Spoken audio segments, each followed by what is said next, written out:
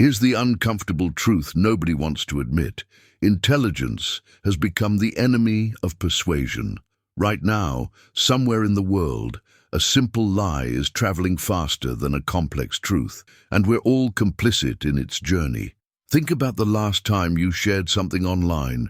Was it the meticulously researched article with 17 citations and careful nuance? Or was it the punchy headline that made you feel something instantly? We live in an age where a three-word slogan can topple decades of scientific consensus, where a meme carries more weight than a peer-reviewed study, where complexity is seen not as depth but as inconvenience. And here's what keeps me up at night. This isn't happening by accident. It's happening because somewhere deep in our evolutionary wiring, we're programmed to choose the comfortable fiction over the challenging fact. We're drawn to the sweet poison of oversimplification like moths to a flame, even when we know it's burning us alive. The paradox is maddening. We have more information at our fingertips than any civilization in human history, yet we're becoming increasingly comfortable with ignorance. We carry libraries in our pockets but prefer fortune cookies. We have access to the greatest minds humanity has ever produced, yet we'd rather listen to whoever shouts the loudest. This isn't about intelligence.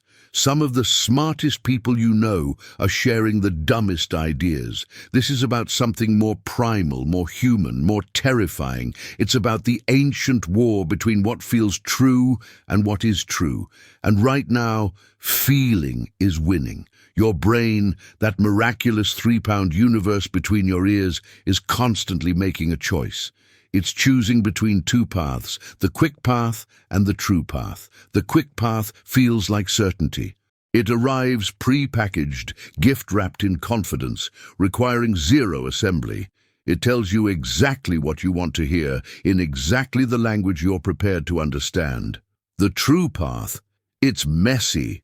It's full of maybes and howevers. It asks you to sit with discomfort, to hold multiple contradictory thoughts simultaneously, to admit you might be wrong. So which do you think your exhausted, overworked, dopamine-depleted brain is going to choose? This is where it gets interesting. Psychologists call it cognitive ease. When an idea is simple, when it flows smoothly through your mind without friction, your brain mistakes that ease for truth. It's not that you're stupid, it's that your brain is running an ancient algorithm designed for a world that no longer exists. 10,000 years ago, the human who could make quick judgments survived. The one who stopped to carefully analyze every rustling bush became lunch. So we inherited brains that prioritize speed over accuracy, that mistake familiarity for validity, that choose the known devil over the unknown angel every single time.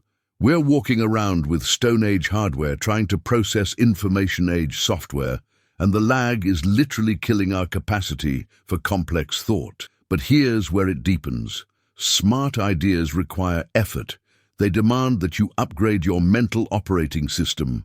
They ask you to abandon comfortable beliefs and venture into uncertain territory. A smart idea might challenge your identity, might contradict what your parents taught you, might isolate you from your community. A dumb idea? It lets you stay exactly where you are. It confirms what you already believe. It gives you an enemy to rally against and a tribe to belong to. It offers certainty in a world that increasingly offers none. And certainty, my friend, is the most addictive drug humanity has ever known. We've built entire industries around this vulnerability. Social media platforms have weaponized our preference for simplicity. Their algorithms learned something dark about human nature. We don't click on nuance. We don't share uncertainty. We don't engage with carefully constructed arguments that ask us to think. We engage with anger. We engage with outrage. We engage with tribal signaling and us versus them narratives. The most successful ideas online aren't the smartest ones. They're the ones that bypass your thinking entirely and trigger your limbic system, that ancient emotional brain that doesn't know the difference between a genuine threat and a disagreement about tax policy. And here's the part that should terrify you. The more complex our world becomes, the more desperately we crave simple answers. It's inverse scaling. As problems grow more intricate, as solutions demand more sophistication, we retreat into increasingly primitive thinking. Climate change is too complex, so we embrace denial. Economic systems are too interconnected, so we blame scapegoats. Social problems have deep historical roots, so we invent conspiracy theories that explain everything with a simple villain. We're watching humanity regress in real time, not because we're becoming less intelligent, but because we're becoming more overwhelmed. And overwhelm is the perfect breeding ground for dangerous simplicity. Now, before you think this is just about other people, about those people who believe those things, stop. You do this too, we all do, I do. Every time you scroll past a long article to read the comments instead. Every time you form an opinion based on a headline without reading the actual study. Every time you share something because it confirms what you want to believe without verifying if it's true. We're all guilty. The question isn't whether you prefer dumb ideas sometimes. The question is whether you're willing to admit it, because until you can see this pattern in yourself, you can't break it. And breaking it is the most important work you'll ever do. If this idea is already resonating with you, imagine what comes next. Subscribe so you don't miss this journey into the architecture of your own mind. There's a beautiful paradox that the ancient Stoics understood. The wise person knows they know nothing, while the fool is certain of everything. Socrates walked around Athens asking people questions, not because he had answers, but because he understood that wisdom begins with acknowledging ignorance. 2,000 years later, we've forgotten this lesson entirely. We've mistaken confidence for competence, volume for validity, conviction for correctness. We live in a world where admitting you don't know something is seen as weakness, where changing your mind is treated as betrayal, where intellectual humility is confused with indecisiveness. So we double down on dumb ideas because backing down would mean admitting we were wrong, and our egos would rather die than do that. The transformation begins with a radical act of honesty. You have to look at your own mind like a scientist examining a specimen, without judgment, without defense, just observation. Notice how quickly you form opinions. Notice how desperately you cling to beliefs that make you comfortable. Notice how you rationalize away evidence that contradicts your worldview while accepting without question anything that confirms it. This is called confirmation bias, and it's running your life more than you think. Your brain is not a neutral observer of reality. It's a story-making machine that's constantly editing the raw footage of existence to fit your preferred narrative. Here's what nobody tells you. Getting smarter isn't about acquiring more information. It's about developing a different relationship with uncertainty. It's about building up your tolerance for not knowing, for being wrong, for sitting in the uncomfortable space between competing ideas without rushing to judgment. The smartest people aren't the ones with all the answers. They're the ones who can hold questions without needing to resolve them immediately.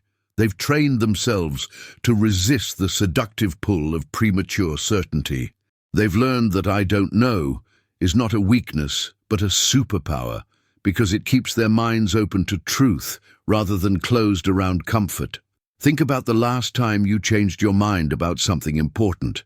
Really changed it, not just adjusted the details, but fundamentally shifted your perspective.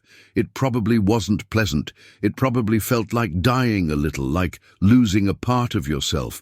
That's because beliefs aren't just thoughts, they're identity. They're tribal markers. They're security blankets.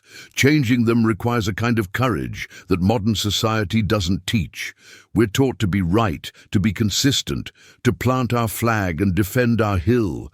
We're not taught to be curious, to be flexible, to treat our beliefs like hypotheses rather than holy truths. So we end up building our entire sense of self around ideas that might be completely wrong, and then defending them with our lives, because to lose them would be to lose ourselves. But here's the liberation that waits on the other side of this realization. You are not your beliefs. Your worth isn't measured by how right you are. Your identity doesn't crumble when you admit error. In fact, the opposite happens. When you can hold your opinions lightly, when you can say, "I was wrong," without it destroying you, you become anti-fragile. You become someone who grows through challenge rather than breaking under it. You become genuinely intelligent, not because you know everything, but because you're willing to know nothing and start fresh every single day.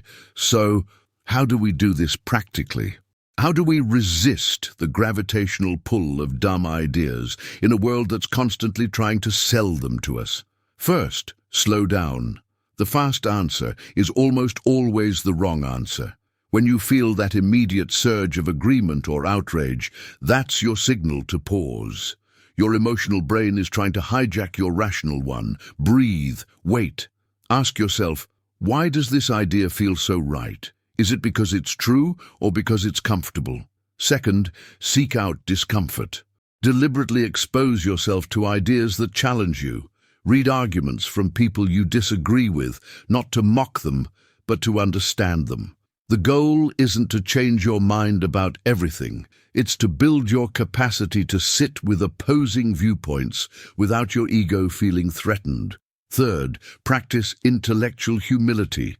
Say, "I don't know," more often. Say, "I need to think about that," instead of having an instant opinion.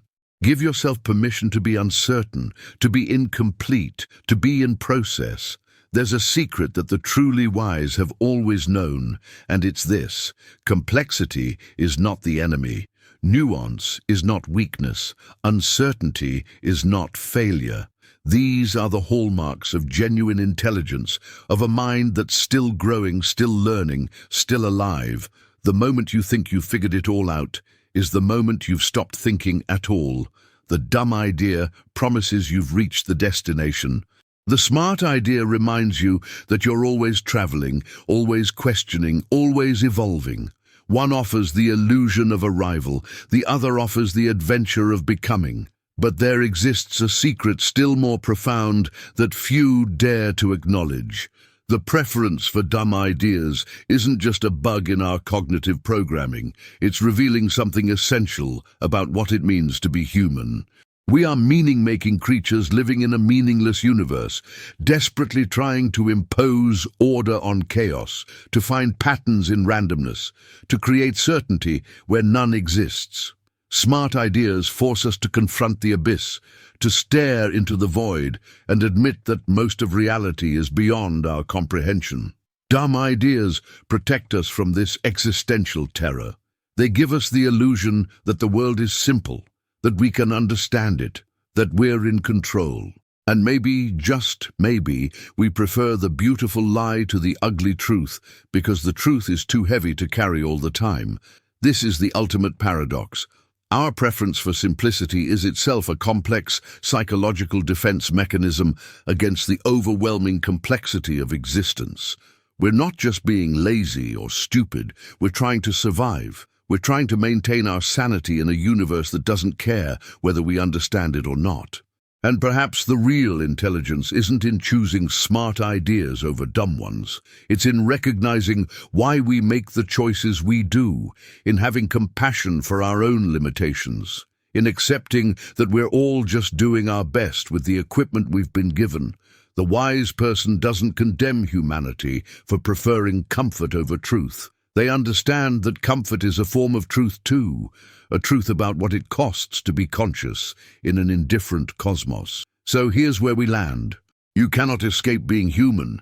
You cannot upgrade out of your evolutionary inheritance. You will always be tempted by the simple answer, the quick fix, the comfortable lie. This isn't a problem to solve. It's a condition to manage. The question isn't whether you'll prefer dumb ideas sometimes. You will. We all will. The question is whether you can catch yourself in the act, whether you can pause before sharing that outrage-inducing headline, whether you can sit with the uncomfortable thought that maybe, just maybe, reality is more complex than your current mental model allows. Intelligence isn't about being right, it's about being willing to be wrong. It's about maintaining curiosity in the face of certainty, humility in the face of confidence, openness in the face of closure. It's about recognizing that the dumbest idea is not the simple one. The dumbest idea is thinking you've arrived at final answers when the universe is still asking questions. The smartest thing you can do is remain a student forever, learning, growing, evolving, dying to who you were so you can become who you might be. The truth you need to hear is this: your mind is the last frontier. It's the final space where you have agency, where you can choose how to interpret reality, where you can decide what stories to believe and which to question. In a world that's constantly trying to program you, to hack your attention, to colonize your consciousness with its agendas, the revolutionary act is thinking for yourself. Not thinking you're smarter than everyone else, but thinking, genuinely thinking, rather than just rehearsing the scripts you've been given. This is the work. This is the journey. It never ends. And that's not a bug, that's the feature. The moment you stop questioning is the moment you stop living. The moment you embrace uncertainty is the moment you become truly free. Choose the hard path. Choose the complex answer. Choose the uncomfortable truth. Not because it's easy, but because it's real.